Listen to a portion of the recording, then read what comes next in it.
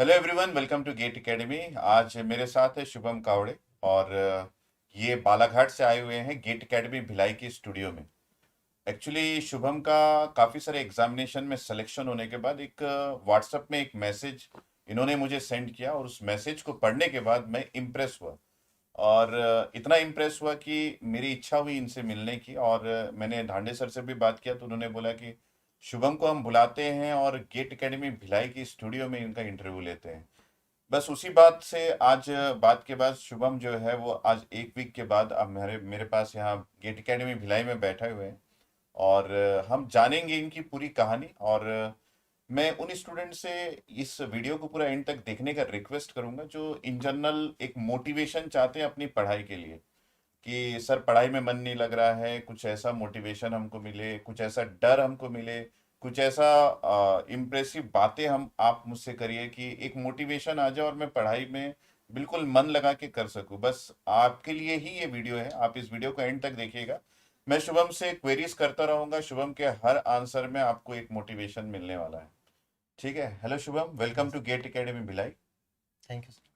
तो शुभम, आपकी स्टोरी चालू करते हैं हम कि आपकी पढ़ाई लिखाई में जो इंटरेस्ट है वो किस परिवेश में चालू हुआ और आपने कैसे एक एक करके अपनी पढ़ाई की। और एंड में हम ये भी बताएंगे कितने सारे इंटरव्यूज और रिटर्न एग्जामिनेशन आपने क्लियर किए हैं आपके इस करियर में। सर मैंने 7th 8th तक की पढ़ाई तो बहुत नॉर्मली की थी। हम्म। मतलब उसमें मेरा इंटरेस्ट था नहीं, घर में स्कूल था मम्मी का, तो उसी में पढ़ लेते थे। यानी पढ़ाई से दूरी बनाने की ज़्यादा इंटेंशन रहती थी, पढ़ने की कम रहती थी। हम्म। बट जब मैं 9th से बाहर गया पढ़ने के लिए, उसके बाद थोड़ा सा मेरा साइंस और सोशल साइंस और मैथ्स को में इंटरेस्ट जागा पढ़ने के लिए। उसको जब पढ़ा तो अच्छा लगने लगा। हम्म। तो उसके बाद मैंने मेन पढ़ाई शुरू की थी 9th से। हम्म। उस समय भी मैं सिलेक्टिव सब्जेक्ट पढ़ता था, जैसे फिजिक्स है, केमिस्ट्री है, हम्म। और सोशल साइंस में बड़ा इंटरेस्ट था। तो वो लैंग्वेज सब्जेक्ट मुझे पसंद नहीं थे, इंग्लिश, हम्म। हिंदी, संस्कृत। तो इन्हें मैं जितना वाइड हो सके उतना करता था, हम्म। बस पासिंग मार्क तक के आ जाए इतना उनको पढ़ लेता था। हम्म। तो इस टाइप से 12th पास हुआ। थोड़ा बहुत यानी ठीक ठाक, जो मेरे अच्छे सब्जेक्ट थे उनके बेस पे ठीक ठाक परसेंट से पास हो गया। बाकी दिमाग में क्यूरियोसिटी तो हमेशा से थी, मतलब बचपन से था यानी कि मैं प्रैक्टिकली ज़्यादा इन्वॉल्व रहता था थ्योरेटिकली बुक के बजाय। तो जैसे साइंस मॉडल वगैरह बनाना, एग्जीबिशन में पार्ट लेना, इसमें मैं एक्टिव रहता था।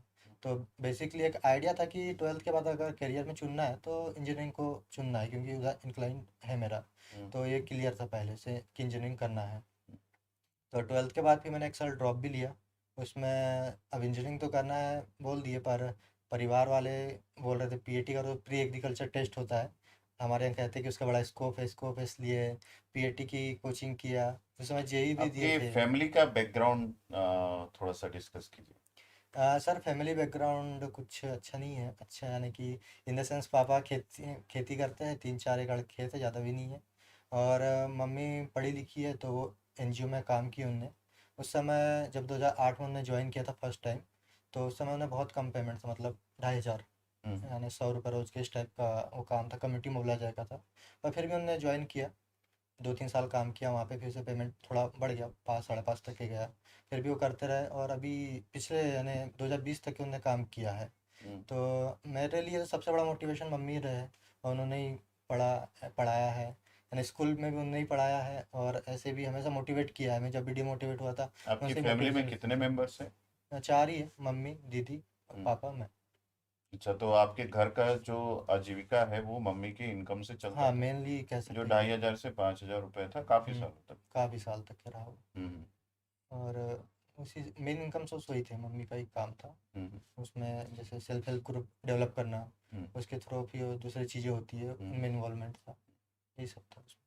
तो मतलब आपके घर का जो इनकम है वो इतना भी नहीं होगा उस समय कि आप बहुत प्रॉपरली पढ़ाई कर सके। नहीं नहीं नहीं, बिल्कुल नहीं था। मैं उस समय फिजिक्स की कोचिंग लेता था लोकल में, उसकी पूरे साल की फीस 1,000 रुपये थी, मैंने अच्छा। 100 रुपये महीना। तो इतना ही था कि इतना अफोर्ड कर सकते हैं उस समय। हम्म। वो भी उसमें मुश्किल होती थी। हम्म। फिजिक्स केमिस्ट्री मैथ्स की लगा लिए तो 4,000 रुपये ही हो गए।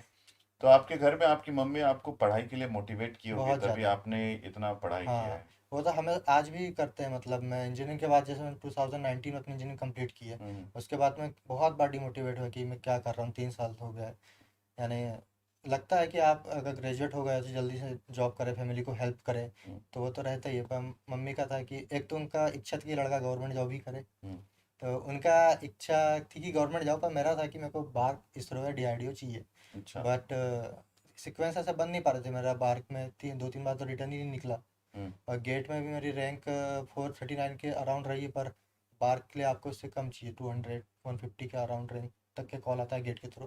बाकी रिटर्न में मेरा 1 नंबर के लिए पिछली बार रहा था, और उसके पहले 3 या 4 नंबर के लिए रहा था। और इस बार फाइनली क्लियर हो गया, रिटर्न भी निकला और उसके साथ साथ इंटरव्यू भी क्लियर हो गया। तो आपकी इंजीनियरिंग की पढ़ाई कैसी रही? इंजीनियरिंग की पढ़ाई सर बड़ी डिफ़िकल्ट थी, जैसे मैंने बताया कि मेरे लैंग्वेज सब्जेक्ट अच्छे नहीं थे। हम्म, तो अब इंजीनियरिंग तो इंग्लिश में होती है, हम्म, वहाँ पे हिंदी का कोई स्कोप नहीं है। हम्म, आपको समझना भी इंग्लिश में, पढ़ना भी इंग्लिश में, लिखना भी इंग्लिश में है। तो पहला 1 साल तो मेरे को यही समझने में लग गया कि इंजीनियरिंग करना है या छोड़ना है, क्योंकि बिल्कुल समझ नहीं आता था। सिर्फ मैं मैथ्स कर पाता था, क्योंकि मैथ्स में इंग्लिश नहीं होती। तो अच्छा। वहाँ पे इंटीग्रेशन होते हैं, डिफरेंशिएशन आता है, हम्म, तो मैं वो कर पाता था।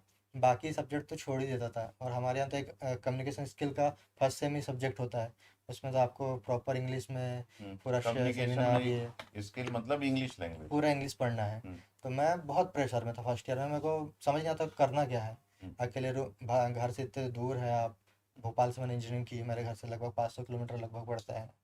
और अकेले रह रहे खाना वाना खुद ही मैनेज करना है, सब कुछ खुद बनाना है। और उसके बाद कॉलेज भी जाना है, वहाँ पे टीचर भी आके इंग्लिश में ही पढ़ा रहे हैं, हम्म, आपको कुछ समझ आ नहीं रहा है। 1 घंटे की क्लास ऐसा लगता था कि 10 घंटे की क्लास है, कब खत्म होगी इसका वेट करते हम्म, रहते थे। अच्छा। तो फर्स्ट ईयर तो बहुत डिफिकल्ट था। हम्म, पर फर्स्ट ईयर में मैंने मेहनत किया, पढ़ने में काफ़ी मेहनत किया। तो फिर उससे एग्ज़ाम में नंबर अच्छे आ गए, तो कॉन्फिडेंस आया कि हाँ ऐसा करेंगे तो हो जाएगा। तो फिर फर्स्ट ईयर सेम हुआ, सेकंड सेम हुआ, तो 1 साल तो पहले सेम तो इसी में निकला, कुछ ये तो नहीं आपकी था। इंजीनियरिंग में फाइनेंशियल सपोर्ट कहीं से मिला था क्या आपको? उस समय पापा का वो हार्ट चालू हो गया था। हम्म, तो वो था कि उसका ऐसा था कि हर महीने हो ही जाता था वो, 10 15 दिन के लिए। हम्म। तो उसमें 7 8 हज़ार। हाट मतलब ऐसा मार्केट जहाँ पे आप चीज़ों को ले जाके बेचते हैं? हाँ, हम लोग बालाघाट से, तो हमारे यहाँ ना जो प्रोडक्ट है उनका जो टेस्ट आप करेंगे तो थोड़ा अलग मिलेगा आपको खाने में। ऑर्गेनिक ही ग्रो किया जाता है, मतलब अच्छा, केमिकल ऑर्गेनिक। फर्टिलाइज़र उतना यूज़ नहीं होता। अच्छा। हाँ, तो उसी को मार्केट करते हुए वहाँ पे काम चालू किए थे। हम्म। तो वो तो भोपाल में ले जाके उसको हाँ, वहाँ बेचते पे थे हाट में? जैसे मम्मी लोग समूह बनाते थे ना, हम्म, तो गवर्नमेंट का है कि जो सेल्फ हेल्प ग्रुप है, इनको हम्म, आजीविका से जोड़ना है, लाइवलीहुड से जोड़ना है। हम्म, तो उसके थ्रू हुआ था, गवर्नमेंट का सपोर्ट रहता है उसमें। हम्म, वो लोग भी कुछ फाइनेंशियल असिस्टेंट देते हैं। हम्म, और फिर आप जो बेचेंगे कमाई होंगी वो तो है ही। हम्म, तो उसमें जैसे अनाज है, इसमें ज़्यादा मार्जिन नहीं होता। आप हम्म, कपड़े बेचेंगे उसमें 50% 100% तक के मार्जिन रख सकते हैं। हम्म, अनाज की कीमत तो यानी कि 5 10 15% मैक्स टू मैक्स, हम्म, इससे ज़्यादा मार्जिन नहीं रख सकते। तो ठीक है, वहाँ पे यानी मेरा खर्चा निकल जाता था, 7 8 हज़ार रुपये जितने चाहिए होते हैं। और सीक्वेंस यानी कि बोल सकते हैं लक है, या कोई भी ऐसा सीक्वेंस बन गया कि वहाँ पे एनी हाउ हो तो रहा था मैनेजमेंट। आपने कभी अपने पेरेंट्स का हेल्प किया इस ड्यूरेशन में, इंजीनियरिंग में, या हाँ, फिर अपने स्कूल लेवल पे कि घर की आजीविका को थोड़ा सुधार सके ऐसा? तो 9 जैसे कि मैं बताया कि 9 से मैं बाहर स्कूल में गया, तो हम्म, उसके पहले मेरा वही पढ़ाई करने का मन नहीं करता था, मैं खेत जाता था। हम्म, मैं खेती करता था, मेरे को सारी खेती आती है, जैसे हमारे यहाँ धान मेन लगता है, हम्म, तो उसके लिए खेत में नांगर चलाना हम्म, और ये करना, ये सब काम मैं 7 8 तक के खूब करता था। और अभी गांव में बात हो रही थी तो बोलते हमारे सामने का लड़का भैंस चराता था, अब देखो साइंटिस्ट बन गया है। अच्छा। तो तो मतलब खेती करते थे तुम भी? हाँ, मैं करता था, यानी और तुमको अगर आता भी है अच्छे से? हाँ, मेरे को अच्छे से आता है, मेरे को पसंद भी है। हम्म, मैं खुद किचन गार्डनिंग वगैरह अभी भी करता हूँ, हम्म। तो ये काम मेरे को पसंद भी है। तो ये होगी आपके खेती की बात, आपके स्कूल की बात, और बी में आपने किस तरीके से पढ़ाई की, और उसके बाद आपका इतने सारे जगह सिलेक्शन और रिटर्न एग्जाम्स का क्लियर करना। मैं एक बार बता देता हूँ कि शुभम ने बीए आरसी का रिटर्न इंटरव्यू क्लियर किया है ना? उसके बाद एनपीसीआईएल का रिटर्न इंटरव्यू दोनों क्लियर किया है। उसके बाद इंटेलिजेंस ब्यूरो आईबी का रिटर्न क्लियर किया, इंटरव्यू इन्होंने दिया है ना? तीसरा मैं बताया, यूपीपीएससी लेक्चरर का रिटर्न इनका क्लियर है। एचएआल का लास्ट ईयर पिछले साल। रिटर्न क्लियर है। एमपीपीएससी का जो एग्जाम होता है उसका प्री का इन्होंने रिटर्न क्लियर किया है, दो पर्टिकुलर ब्रांचेस में, वो है सिविल और फॉरेस्ट में। तो इनका टोटल 1 2 3 4 5 6 7 8 एग्जामिनेशन मुझे बोलना चाहिए जो इन्होंने रिटर्न क्लियर किया है, उसमें से 3 का इंटरव्यूज क्लियर है। तो ये है इनका अचीवमेंट। और इन्होंने जब मुझे मैसेज किया था तो उसमें लिखा हुआ था कि सर मैं गांव में भैंस चराता था, और उसके बाद मैं आज जो है वो इतना सारा अचीवमेंट उसके लिए काफ़ी सारा थैंक यू मैसेज आया था, तो मैंने सोचा कि क्यों ना शुभम को यहीं बुलाया जाए, जिसकी वजह से आज शुभम मेरे बाजू में यहाँ बैठा हुआ है। तो चलो बात करते हैं, उसके बाद आपने बी एंड किया होगा, और कब आपने गेट की तैयारी चालू की, और कब आ, ये सिलसिला कॉम्पिटिटिव एग्जाम का और रिटर्न एग्जाम क्लियर करने का स्टार्ट हुआ आपकी लाइफ सर ऐसा था कि 2 साल तो मेरे को था कि सीडेक का करना है क्योंकि में? इसमें जॉब जल्दी लग जाती है। मैंने बरकतुल्ला से इंजीनियरिंग किया है तो वहाँ पे ऐसा कैंपस का उतना था नहीं। बट मैंने जब फाइनल ईयर में था तो जैसे टीसीएस आजकल ऑफ कैंपस लेने लगी है, उसका खुद का अपना एग्ज़ाम होने लगा है और वो था। पर प्राइवेट में जाने की इच्छा मैंने फाइनल ईयर तक की नहीं थी, पहले तो उसके सेकेंड ईयर में था कि सीडेक का करना है। फिर सीडेक की पढ़ाई कर रहा था मैं कि उसके लिए जो जो रिक्वायरमेंट है उसको पढ़ना चाहिए। हम्म, थर्ड ईयर में जब गया तब दीदी का लोको पायलट के लिए पहला एग्ज़ाम निकल गया था हम्म, और सेकंड भी निकल गया था, थर्ड ईयर कंप्लीट होता तक कि मेरा। हम्म। तो उसके बाद ऐसा लगा कि ठीक है इसको जॉब लग जाएंगी तो फाइनेंशियली तो इतना तुम दिक्कत थर्ड नहीं ईयर है। मतलब कौन सा ईयर? 18 18 2019? 18 एटीन 19 में नाइन? पास किया मैंने। ठीक है। तो 18 में वो था, 17 और 18 के बीच का टाइम। हम्म। तो उस टाइम पे मेरे दिमाग में था कि चलो, और साथ में जो लोग थे उनको भी लगता था कि इसका टेक्निकल अच्छा है तो इसको गेट के एग्ज़ाम की तैयारी करना चाहिए। हम्म। और आपके ना दोस्त बड़े इंपॉर्टेंट होते हैं, आप हम्म। कहीं भी रहे, हम्म। आप किस डायरेक्शन में जाएंगे हम्म। इसका मेरे ख्याल से 50% काम तो आपके दोस्त करते हैं। हम्म। मेरे ज़्यादा दोस्त रहते नहीं, कभी भी नहीं रहे, ना स्कूल टाइम में रहे ना कॉलेज में रहे। कॉलेज में भी 2 दोस्त थे हम्म। और दोनों आईएएस की तैयारी कर रहे थे। हम्म। तो अब उनके साथ ही रहना होता था ज़्यादातर। हम्म। और एक प्रखर करके दोस्त है, वो बहुत पॉजिटिव इंसान था, मतलब आप उससे बात करोगे तो आपको कभी डिमोटिवेशन आएंगे ही नहीं। ओके। वो हमेशा बड़ी बात करता था, हम कॉलेज में ऐसे कॉलेज में स्टार्टअप की बात करता था उस समय। हम्म। तो वो कर रहा था यानी उसका भी थर्ड ईयर में था कि चलो स्टार्टअप वगैरह तो बड़ी बात हो गई। हम्म। पर अगर प्रैक्टिकली बात करें तो आईएएस की उस समय तैयारी कर रहा था। तो आपके सर्कल वैसा है तो फिर मेरा भी इंक्लाइंड हुआ कि चलो गेट की तैयारी करते हैं, क्योंकि अपॉर्चुनिटी है हम्म। कि दो। मतलब जिस माहौल में आप हाँ पढ़ाई कर रहे हो, किनके साथ आपने दोस्ती करके रही है, बिल्कुल, दोस्त उसका एक बहुत इंपॉर्टेंट पॉजिटिव है। और नेगेटिव इफेक्ट दोनों पड़ता है। दोस्त कमीने भी होते हैं और दोस्त हाँ अच्छे भी होते हैं। बिल्कुल तो बिल्कुल। आपको अच्छे दोस्त मिले, अच्छे ये किस्मत अच्छी है कि मेरे को दोस्त हमेशा अच्छे मिले। नहीं तो आपका इसके लिए डायरेक्शन कहीं और चला कहीं गया और होता। चले जाता है। आपके डायरेक्शन बहुत हद तक, यानी आपके दोस्त हो तो अच्छे हो हाँ, या ना हो, या ना ये हो। ये बहुत अच्छा है कि ना हो तो हम्म। अच्छी बात है, और हो तो अच्छे ही हो। यानी लेकिन खराब दोस्ती दोस्त, जब करते हैं तो पता ही नहीं चलता कि दोस्त हाँ अच्छा ये, है या फिर, वो तो बाद में करियर में ग्रोथ देख के पता चलता है कि भाई वो दोस्त अच्छा था। हाँ उस समय तो लगता है सब बराबर है। वही, ये तो हम्म। होता है, चूज करना पड़ता है हम्म। आपको, यानी। और एक ये भी होता है कि आपका नेचर जिस टाइप का रहेगा आप उन्हीं लोग के साथ हाँ, सरवाइव कर दोस्ती आप हो पाएंगे। जाती है। हाँ तो जब जैसे कि बताया कि फर्स्ट ईयर मेरे को कुछ नहीं आता था, हम्म। मैं पीछे की बेंच में बैठता था। ठीक है, बैक तो बेंचर्स थे। बैक बेंचर्स, जिन लड़कों के साथ बैठता था उन्होंने लास्ट तक इंजीनियरिंग छोड़ दिए थे एक हाँ, साल में। 3 लड़के मतलब वो चार। बैक बेंचर्स टाइप के हाँ ही थे। तो वो बैक बेंचर थे, उन्होंने तुम छोड़ भी बैक दिए से थे। फ्रंट में आ गए। मैं बैक से फ्रंट में गया, है ना, कि आपको अपना माहौल चुनना पड़ता है कि आपको क्या पसंद है। हम्म। तो आप उन्हीं के साथ सर्वाइव कर पाएंगे, नहीं तो ज़्यादा दिन रह नहीं सकते। जिनके साथ आपके थॉट मैच नहीं करते उनके साथ आप कितने दिन सर्वाइव रह करेंगे। सकते। हम्म। हम्म, तो दोस्ती का भी बहुत बड़ा इम्पैक्ट रहता है कि आप लाइफ में किस डायरेक्शन में जाएंगे। हम्म। तो गेट की तैयारी आपने चालू की जी थर्ड ईयर में मैंने। 2018 में? हाँ अब फिर वहाँ पे दिक्कत आई फाइनेंस की, हम्म। क्योंकि गेट के लिए कोचिंग मेडिज ही था भोपाल में। गेट हम्म। एकेडमी उस समय स्टार्ट हो रहा था, यानी गेट एकेडमी नाम नहीं सुना था। और मेरे समय पास उस समय ना 4G मोबाइल भी नहीं था, हम्म। 3G था। पर तो एक दो, यूट्यूब आप नहीं देख पाए थे? हाँ पर एक मेरे दोस्त का लगा था ब्रॉडबैंड, हाँ। जो एक थर्ड वाला था प्रखर, उसके यहाँ ब्रॉडबैंड था। हम्म। तो वो यूट्यूब से काफ़ी कुछ देखता था। हम्म। तो उसने मेरे को बताया था तेरे को दिक्कत होंगी तो गेट एकेडमी करके चैनल है, हम्म। वो लोग क्वेश्चन के थ्रू कॉन्सेप्ट बताते हैं। 2018 में ही हम लोगों ने गेट एकेडमी में हाँ क्वेश्चन के थ्रू कंसेप्ट, और एक्चुअली हमारे यूट्यूब चैनल भी 2017 का ही है, ज़्यादा हाँ। दूर का नहीं है। तो उस समय वो उसने मेरे को बताया कि ये ऐसा करते हैं। हम्म। मैं उस समय था, एक सोर्स ये था कि एनपीटीएल बताता था, एनपीटीएल से पढ़ना बड़ा हेक्टिक है और मेरे जैसे लड़के जिसको इंग्लिश नहीं आती उसके लिए तो बहुत ही ज़्यादा। हम्म। तो फिर उसने बताया कि यहाँ से होता है, तो मैं उसी के यहाँ जाके यूट्यूब में डाउनलोड कर लेता था, या हम्म। देखना होता तो देख लेता था 3G में लेक्चर्स को। लेक्चर्स को। हम्म। कि चलो ये कॉन्सेप्ट समझ नहीं आ रहा है, ज़्यादा दूर घर नहीं था उसका, मेरे जस्ट बाजू में था, हम्म। तो उसके यहाँ चले गए, देख लिए। तो वहाँ से फिर मैंने गेट की तैयारी चालू की। स्टार्टिंग में मैंने बेसिक सब्जेक्ट ही कवर किया, डिजिटल, नेटवर्क, इनके कुछ। किसके थ्रू, किसके थ्रू? डिजिटल की बुक से किया था मैंने, हम्म। डिजिटल के समय वीडियो अवेलेबल नहीं थे। हम्म। नेटवर्क का भी एक बुक थी, उससे कुछ किया था।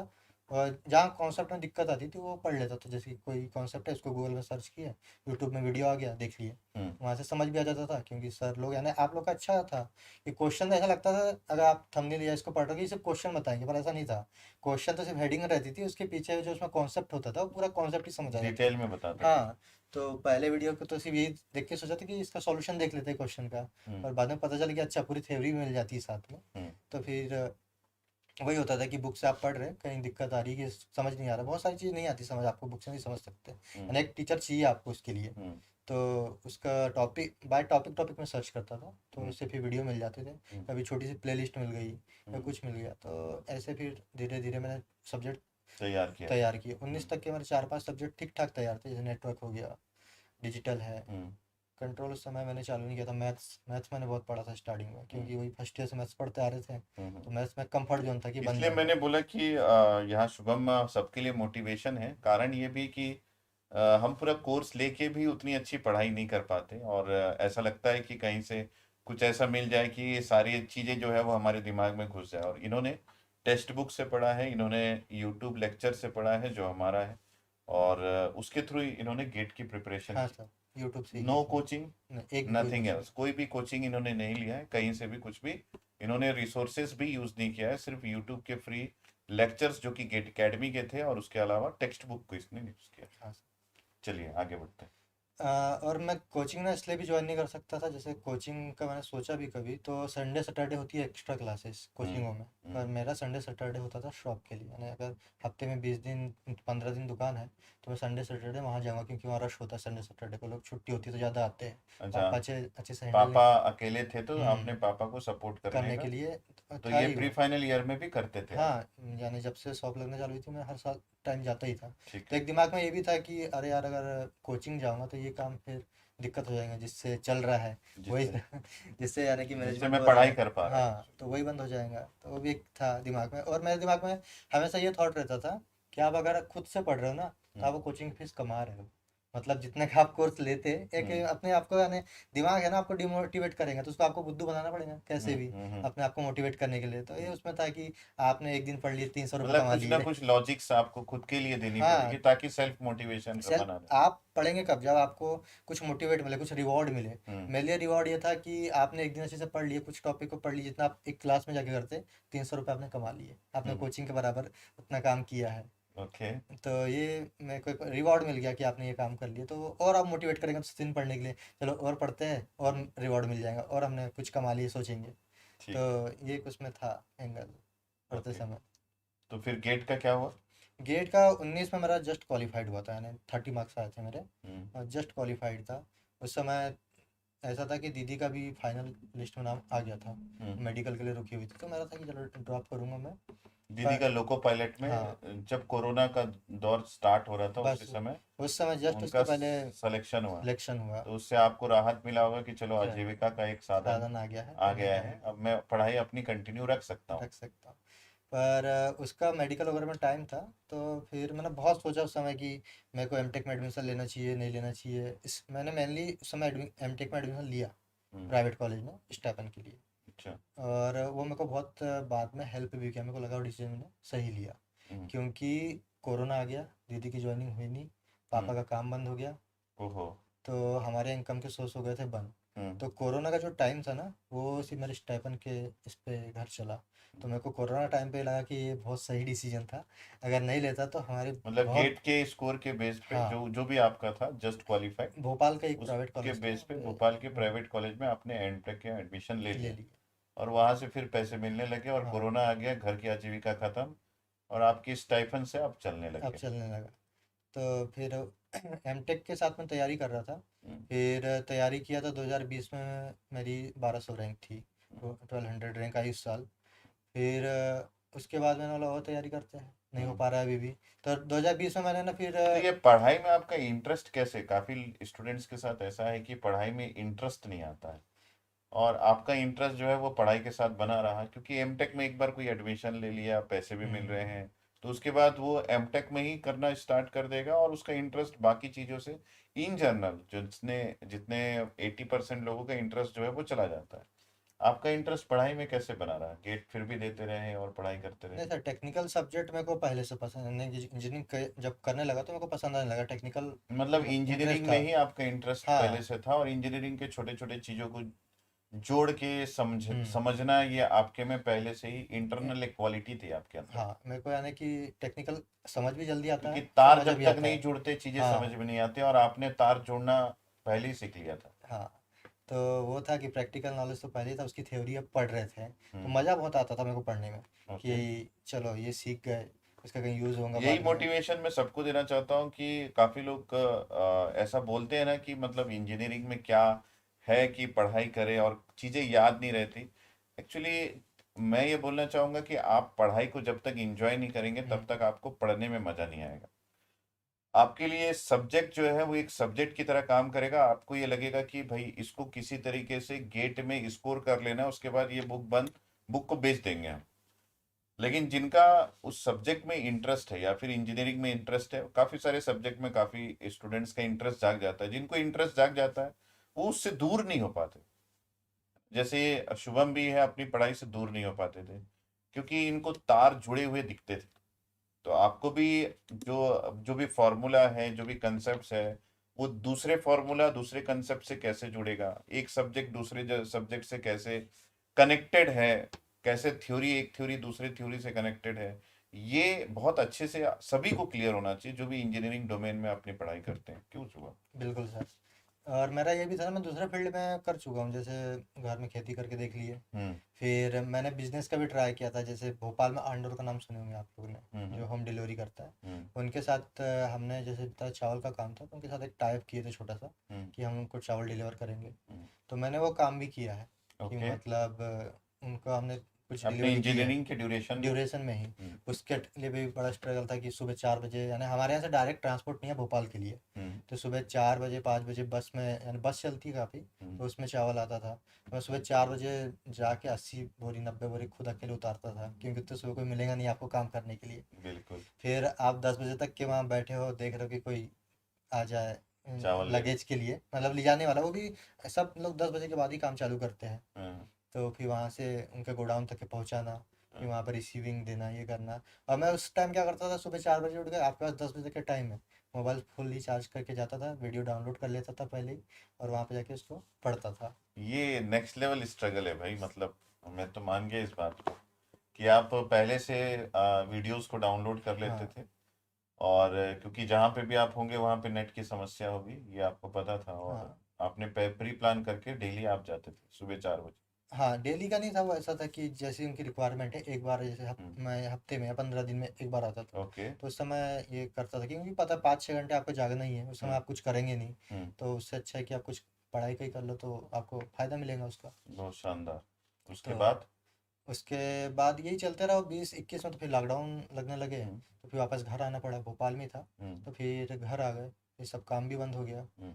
और फिर घर में उस समय 21 में ये हुआ कि मेरी तैयारी अच्छी चल रही थी। हम्म। उस समय एनआईसी का एक फॉर्म आया, हम्म। वो बेसिकली था सीएस वालों नेशनल के लिए। इंफॉर्मेटिक्स का। हाँ, उसमें पोस्ट बहुत ज़्यादा थी, हम्म। अराउंड 300 साइंटिस्ट की पोस्ट थी उसमें। ओके। तो मेरे को लगा अच्छी अपॉर्चुनिटी है, हम्म। इलेक्ट्रॉनिक वालों को उसने अलाउ भी किया था। हम्म। तो मैंने बोला इलेक्ट्रॉनिक्स में इतनी पोस्ट तो कभी आने से रही, और हम्म। सीएस वाले गवर्नमेंट की तैयारी करते नहीं है, हम्म। तो अच्छा चांस है। अपॉर्चुनिटी मिल गई। हाँ, तो मेरे को लगा कि अच्छा है।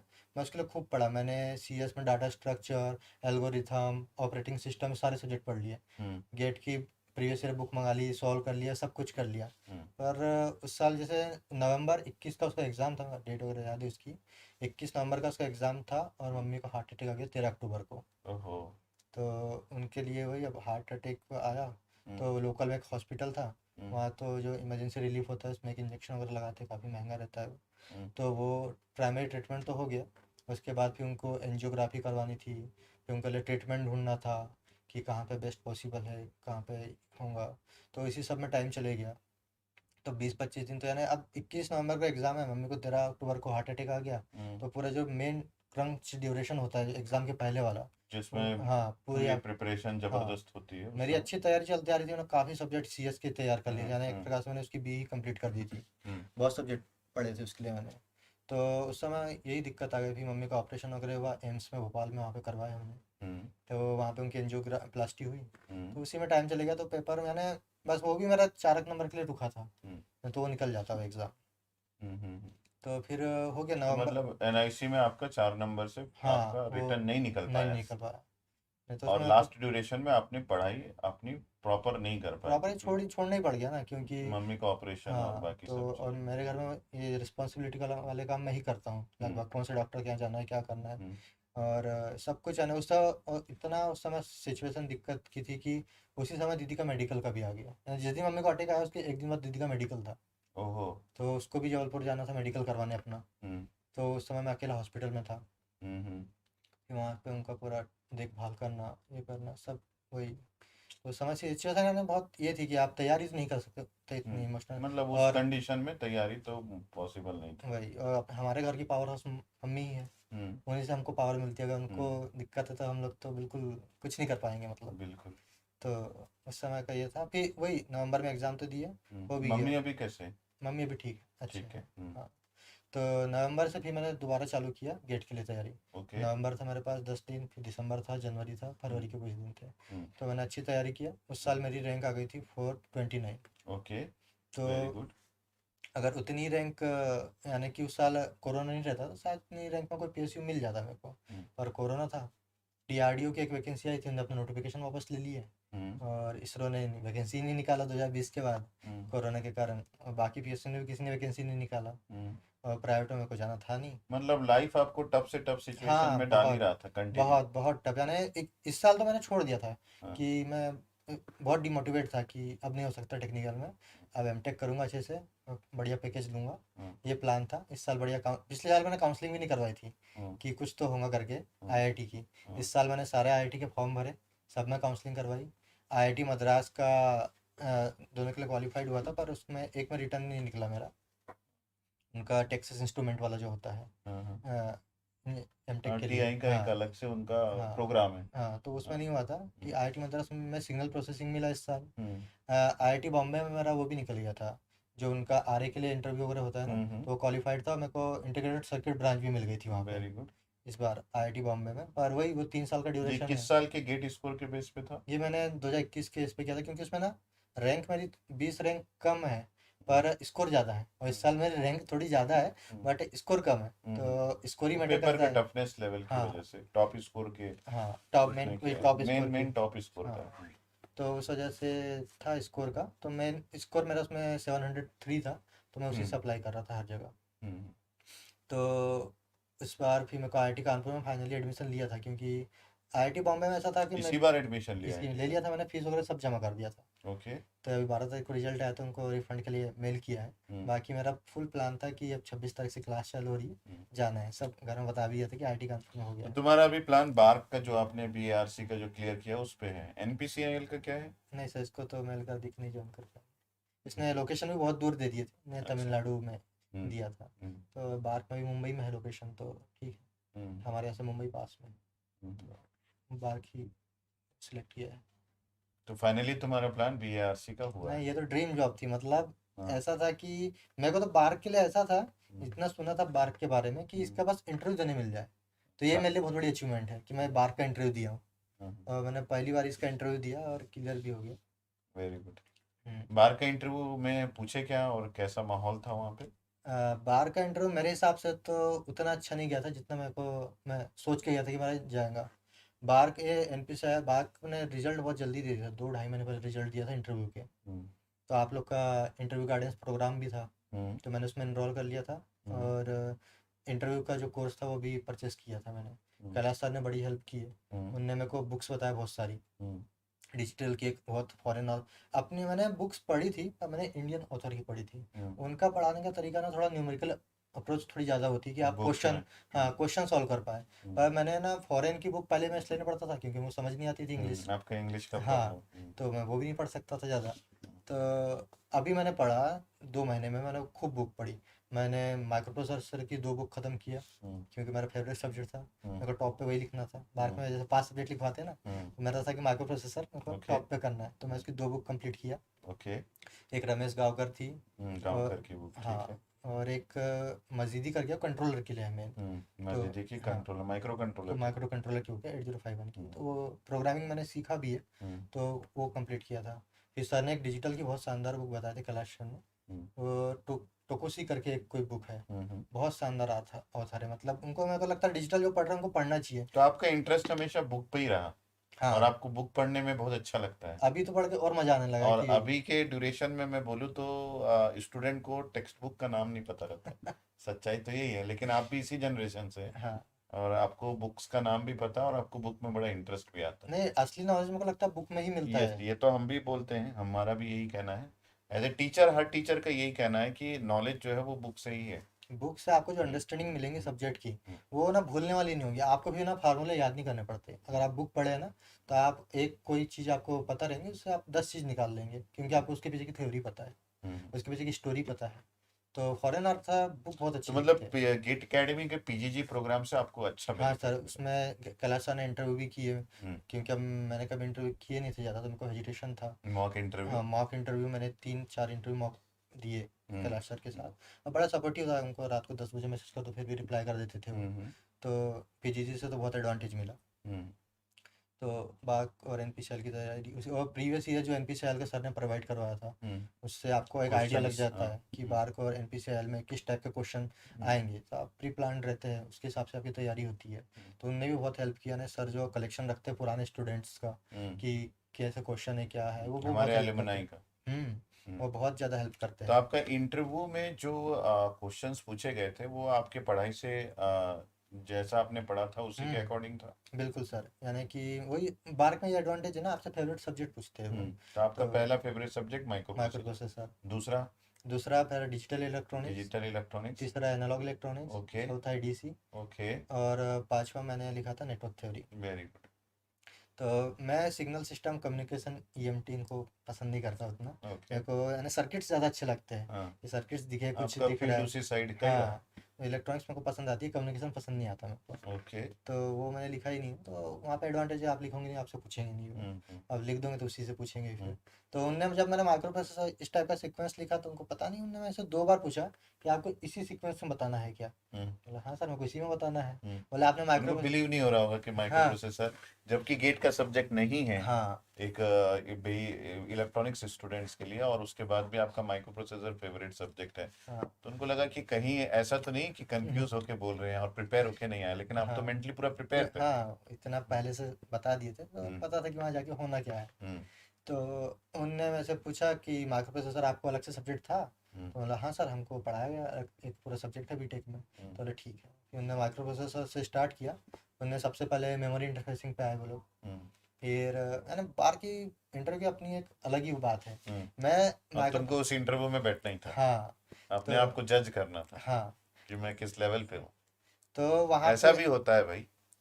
वहाँ पे है ना, आपका जो फेवरेट सब्जेक्ट, आपने उसकी 2-3 बुक पढ़े, इतने दिन से पढ़ते आ रहे हैं, आपको एक हम्म, कॉन्फिडेंस रहता है कि इससे क्या ही पूछेंगे। हम्म। और हमने पहले ही क्वेश्चन ऐसा पूछे कि मेरे को दिक्कत होने लगी उसमें। अच्छा। हाँ, तो उनका एक लेवल तो रहता ही कि आपको कितना ही पढ़ के जाए, आपको फंसाएंगे वो लोग। हाँ, हाँ। तो पर ठीक है, उस लेकिन समय वो सपोर्टिव भी होते हैं। सपोर्टिव होते हैं, उन्होंने जैसे ही हिंट दिया मैं उसको पकड़ लिया कि अच्छा ये बोल रहे हैं। हम्म, उन्होंने ये था, बेसिक क्वेश्चन पूछे थे कि रैम और रोम हम लगाते हैं बोले, हम्म, तो ये बताओ अगर रोम नहीं लगाएंगे तो माइक्रो कंट्रोलर प्रोसेसर काम करेगा कि नहीं। हम्म, अब मेरे दिमाग में आया दोनों मेमोरी है, हम्म, काम कर जाएगा। हम्म, पर गलत है। वो बोले स्टार्टिंग एड्रेस क्या होता है, उनने मेरे को इतना ही बोले थे स्टार्टिंग एड्रेस क्या होता है, फिर वहाँ से मैं समझ गया रूम का कि होता है। बिना आपको सेव किया आप रैम का यूज़ कैसे करोगे जब हम्म, कोड ही नहीं है उसके अंदर। हम्म। तो फिर वहाँ से मैं उनको बताया, तो ठीक खुश थे। चलो, मतलब इंटरव्यू के बाद आपको ये लग गया कि आपका सिलेक्शन हो जाएगा।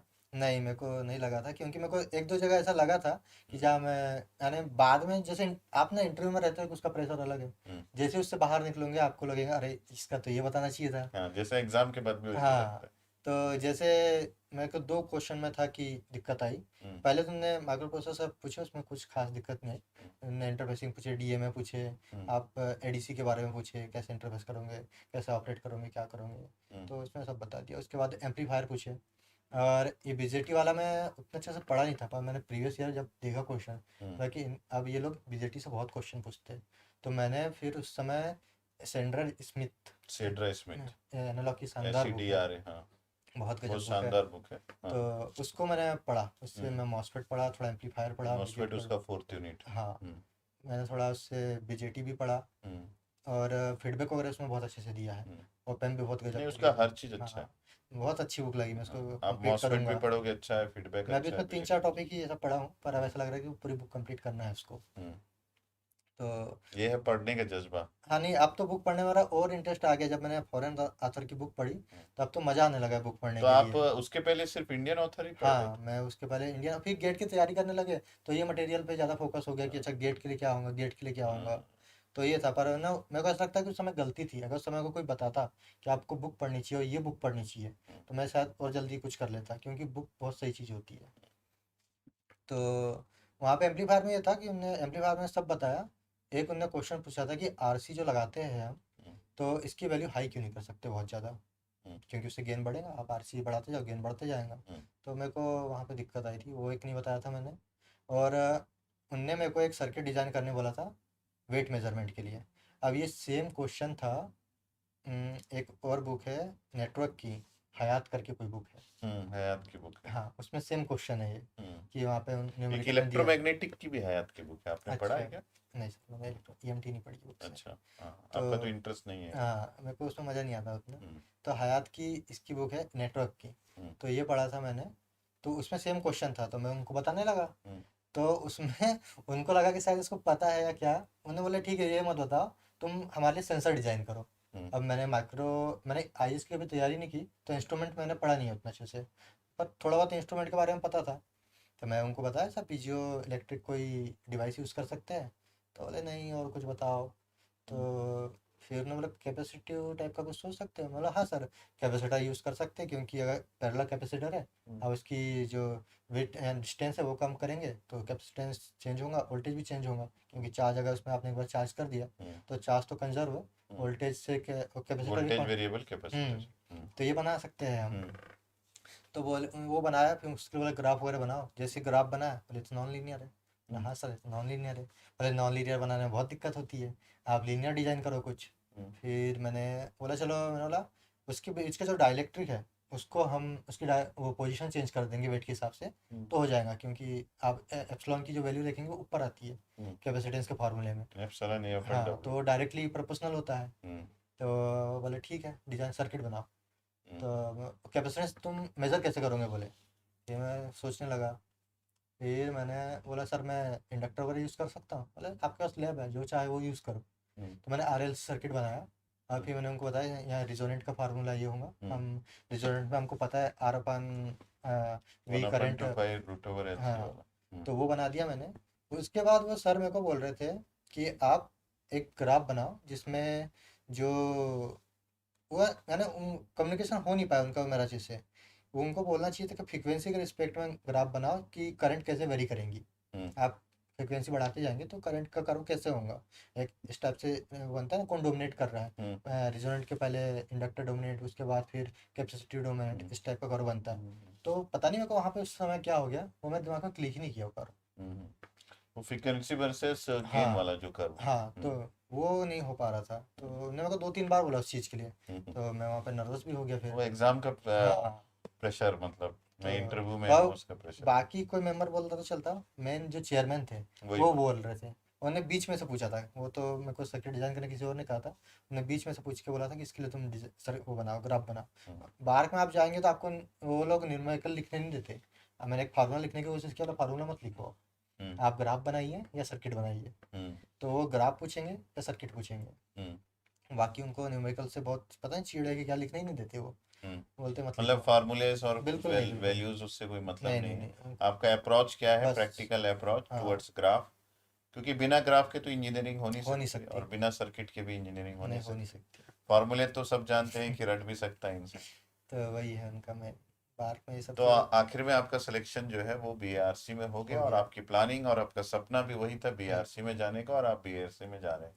तो नेक्स्ट क्या है स्टेजेस बीआरसी का अब?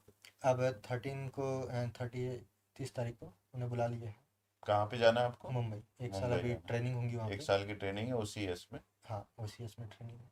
और उसके उसके बाद बाद आपका final final posting. Selection, posting होगी कहीं पे। पोस्टिंग हो जाएगी, तो मतलब इनका सपना जो है वो इतने सारे स्ट्रगल के बाद साकार हुआ और बड़े खुश है अभी ये और मिलने भी आए हैं यहाँ पे। मैंने इनको कुछ गिफ्ट वाउचर्स भी दिए हैं और शुभम के साथ यात्रा मेरा तो यहाँ तक नहीं है, लेकिन इस वीडियो को हम लोग यहाँ पे एंड करेंगे क्योंकि वीडियो थोड़ा लंबा भी चला गया है।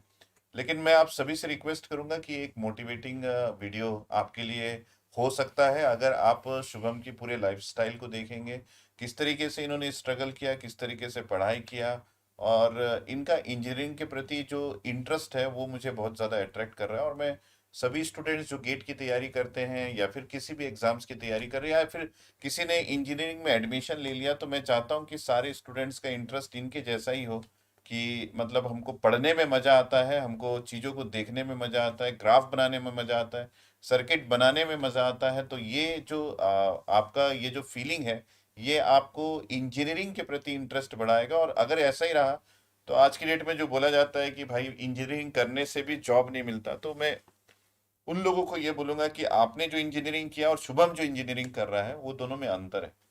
तो आपका इंजीनियरिंग शुभम की तरह होना चाहिए, ये मैं उम्मीद करता हूँ। और इसी के साथ आप सभी को, क्योंकि गेट का जो एग्जाम का डेट आ गया है, अपनी कोशिश जो है वो जारी रखिए, कंसिस्टेंट परफॉर्मेंस देते रहिए शुभम की तरह। और कोई भी चीजें दुनिया में, आपको काफी सारी चीजें आपकी लाइफ में ऐसी आएगी जो आपको अपोज करेगा आप जिस डायरेक्शन में जा रहे हो उसको। और ये कंटिन्यूअस भी हो सकता है कि एक चीज को पार किए फिर एक मुसीबत आया, फिर एक चीज को पार किए फिर एक मुसीबत आया। लेकिन आपकी जो उम्मीद है, आपका जो सपना है, उसको छोड़िएगा मत कभी, जैसे शुभम ने नहीं छोड़ा। और कभी ना कभी आपको अपना जो सफलता है वो मिल ही जाएगा। शुभम, एक छोटा सा मैसेज हमारे जो दर्शक है या फिर जो स्टूडेंट गेट एकेडमी को फॉलो करते हैं उनके लिए। स्टूडेंट लाइफ में ना ये होता है कि हम लोग हर चीज़ जल्दी करना चाहते हैं, पर आप इंजीनियरिंग का ड्यूरेशन देखेंगे 4 साल का ड्यूरेशन है। और आप प्रिपरेशन करना चाहें तो 6 महीने भी काफ़ी होते हैं, अगर आप सही में प्रिपरेशन कर रहे हैं तो ड्यूरेशन वगैरह का इतना जल्दबाजी नहीं रखना चाहिए, और थोड़ा डिस्ट्रैक्शन से बचना चाहिए। आपको अपने लाइफ में फोकस और गोल क्लियर होना चाहिए। मेरा क्लियर था कि मेरे को ये चीज़ करना है, तो उसके लिए आप रास्ते खुद बनाते हो, और प्लानिंग बहुत ज़रूरी होती है कि आप किस तरीके से एग्जीक्यूट करेंगे। और कोई अच्छा प्लानर मिल जाए तो बहुत अच्छी बात है, फिर आपकी हेल्प भी हो जाती है, टाइम भी बचता है। बाकी मैं आपको बस मोटिवेट कर सकता हूँ, बाकी आपकी जो फाइनल डेस्टिनी है उसके लिए रास्ता आपको खुद बनाना पड़ेगा। Thank you. Okay, thank you everyone.